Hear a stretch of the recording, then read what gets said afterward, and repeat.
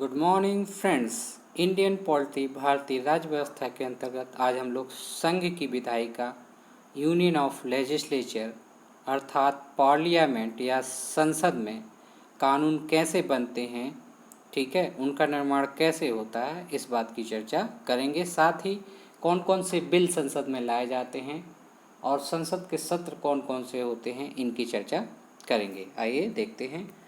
तो फ्रेंड्स, जो भारतीय संसद है उसके 3 प्रमुख अंग हैं, लोकसभा, राज्यसभा और भारत का राष्ट्रपति। संसद का काम है कानूनों का निर्माण करना। प्रश्न है कि संसद में कानूनों का निर्माण कैसे होता है। तो फ्रेंड्स, यहाँ पर आप जान लीजिए, जब लोकसभा या राज्यसभा से कोई विधेयक पास होता है तो हस्ताक्षर के लिए भारत के राष्ट्रपति के पास जाता है और राष्ट्रपति जब उसको अपनी स्वीकृति प्रदान कर देता है हस्ताक्षर करके, तब वह विधेयक कानून का रूप या एक्ट का रूप ले लेता है। आइए, जो विधेयक या बिल लोकसभा में या राज्यसभा में पेश किए जाते हैं उनके प्रकार देख लेते हैं। तो ये 4 प्रकार के हैं। साधारण विधेयक, जिन्हें हम ऑर्डिनरी बिल कहते हैं। धन विधेयक, जिन्हें मनी बिल कहा जाता है। वित्त विधेयक, जिन्हें फाइनेंशियल बिल कहा जाता है। चौथा है संविधान संशोधन विधेयक या कॉन्स्टिट्यूशनल अमेंडमेंट बिल। आइए नंबर 1 देख लेते हैं, ऑर्डिनरी बिल, साधारण विधेयक। इनकी चर्चा आर्टिकल 107 अर्थात 107 में की गई है। An ordinary bill can be presented in either of houses of parliament, यानी कि जो साधारण विधेयक होते हैं उनको किसी भी सदन में पेश किया जा सकता है और ऐसे विधेयकों को साधारण बहुमत से पास होना चाहिए। सरकार का कोई भी मंत्री या संसद का कोई भी सदस्य इन बिल्स को पेश कर सकता है। साधारण बिल, मनी बिल, वित्त बिल और अविश्वास प्रस्ताव को साधारण बहुमत से पास किया जाता है। दूसरा देख लेते हैं कि साधारण बहुमत या सिंपल मेजॉरिटी क्या है। तो सिंपल मेजॉरिटी के अंतर्गत संसद में उपस्थित सदन के कुल सदस्यों का आधा 50% से अधिक संख्या को साधारण बहुमत कहते हैं। जैसे लोकसभा की सदस्य संख्या हम लोग 543 मान लेते हैं, इसमें हम 2 नॉमिनेटेड सदस्यों को नहीं जोड़ रहे हैं, ठीक है। और इन 543 में 400 लोग अगर उपस्थित हैं तो उसका 50% निकालेंगे तो वो आएगा 200 और इसमें 1 जोड़ देंगे, यानी साधारण बहुमत के लिए आपको 201 मेंबर्स का समर्थन चाहिए। दूसरा है मनी बिल। मनी बिल की चर्चा आर्टिकल 110 में की गई है। मनी बिल को धन विधेयक कहते हैं। It can be presented in Lok Sabha only, अर्थात धन विधेयक को केवल लोकसभा में पेश किया जा सकता है और लोकसभा अध्यक्ष यह निर्धारित करेगा कि यह धन विधेयक है अथवा नहीं। राज्यसभा को धन विधेयक को 14 दिन के अंदर स्वीकृति देनी ही पड़ती है। धन अर्थात मनी बिल पर राष्ट्रपति को स्वीकृति प्रदान करना अनिवार्य है। नेक्स्ट देखते हैं नंबर 3, फाइनेंस बिल। आर्टिकल 117 के तहत इसकी बात आती है। ऐसे बिल जो आय और व्यय से संबंधित होते हैं, जैसे टैक्स लगाने वाले बिल, तो ये फाइनेंस बिल के अंतर्गत आते हैं। प्रत्येक धन विधेयक अर्थात मनी बिल वित्त विधेयक होता है। फाइनेंस बिल को हम वित्त विधेयक कहते हैं, परंतु प्रत्येक वित्त विधेयक धन विधेयक नहीं होता, इस बात को आप याद रखिएगा। नेक्स्ट है चौथा, कॉन्स्टिट्यूशनल अमेंडमेंट बिल अर्थात संविधान संशोधन विधेयक। इसकी चर्चा आर्टिकल 368 में की गई है। संसद के किसी भी सदन में इनको पेश किया जा सकता है और इनको पारित करने के लिए विशेष बहुमत से पारित होना आवश्यक है।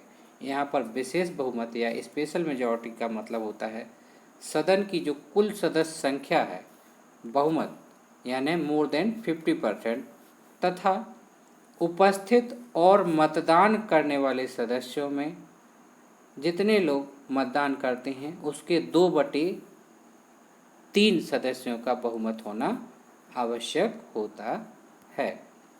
नेक्स्ट देख लेते हैं, भारतीय संविधान में अधिकतर प्रावधानों में केवल साधारण बहुमत का ही उपयोग होता है, जैसे नए राज्यों का निर्माण, सीमा में परिवर्तन अथवा नाम में परिवर्तन के लिए जो है साधारण बहुमत का उपयोग चाहिए। इसकी चर्चा आर्टिकल 3 में की गई है।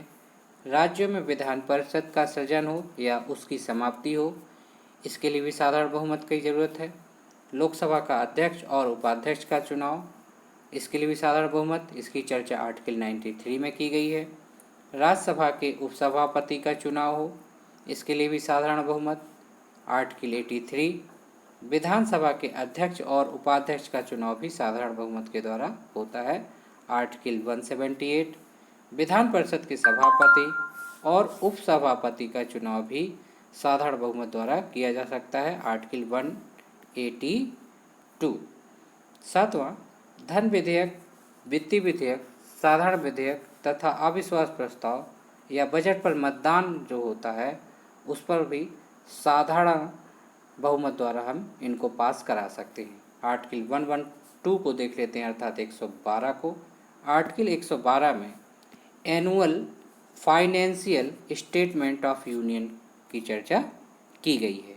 इसको आम भाषा में यूनियन बजट या संघीय बजट कहते हैं, जिसमें सरकार की आय व्यय का लेखा जोखा होता है।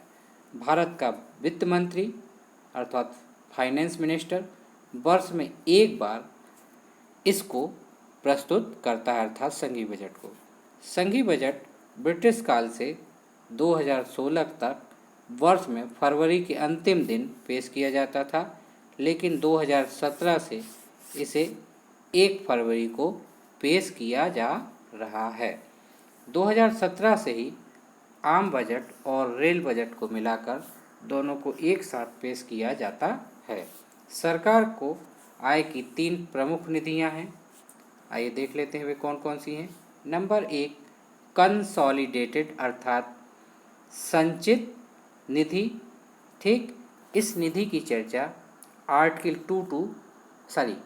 266 में अर्थात 266 में की गई है।